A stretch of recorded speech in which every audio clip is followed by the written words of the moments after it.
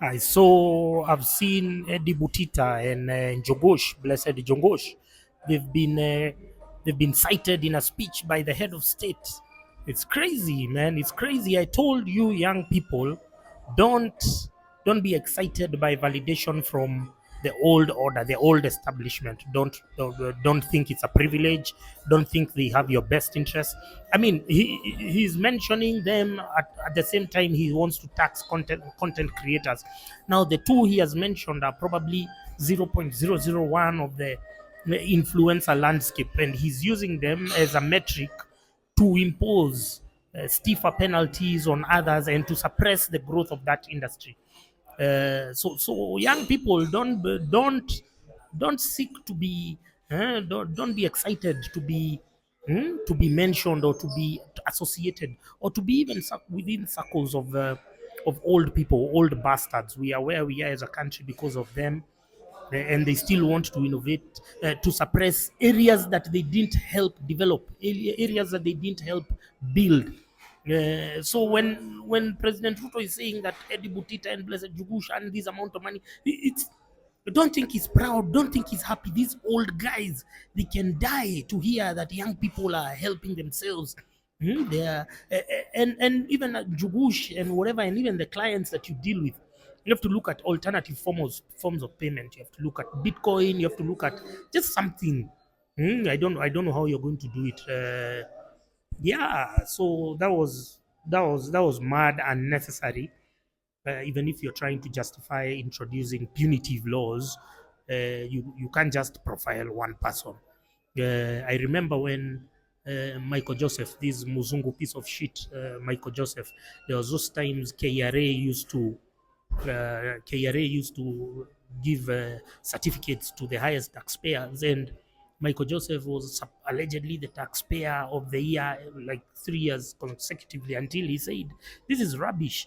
I know there are more people in Kenya who earn more than me, who make more than me, but they are under the radar. You are profiling me, forcing me to have extra security. You're profiling me, forcing my relatives to do X and Y." So that was really uncalled for. I don't understand the motive. I understand they are really trying to get young people on board to buy into their psychotic finance bill. So Njugush, don't take the bait. I talked about this yesterday. I'm going to plug in the excerpts of the video that I did yesterday. Don't don't be quick to even validate. Don't be quick to accept any praise from old bastards. Old bastards are making billions and trillions. Tenderpreneurs. Did you see the stadium that Ababu Namwamba launched the other day?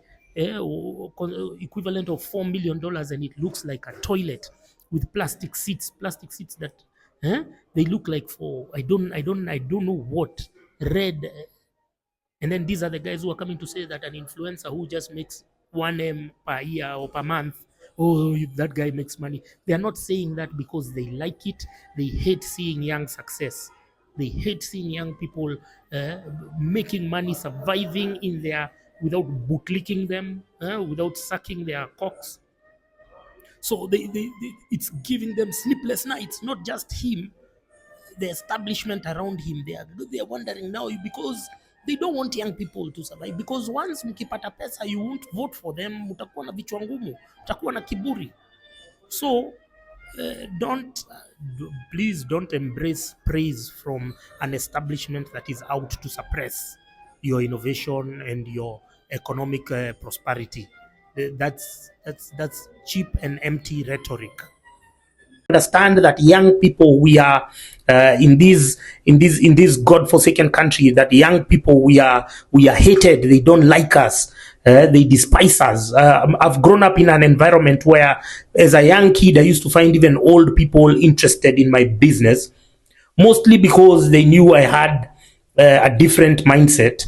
And so they used to divide and rule us by within our age cluster. And then they tell some people, come here. And then if you want to know that you are on the wrong path, or when you're praised by old bastards, when they start said, and then they have this divisive talk when they embrace you in their circles, they start telling you, mi nakupenda sana kwa sababu wewe naona uko na akili, ule mwingine marafiki wako hawana akili, wewe ndio tumekuleta hapa. Once they start embracing you in their circles and brainwashing you with such divisive and polarizing rhetoric, no, you are on the wrong path. No, you are on the highway to destruction, because there is nothing good that can come from old bastards. Their mindsets and everything about them is totally is at cross paths to what we aspire to be as young people.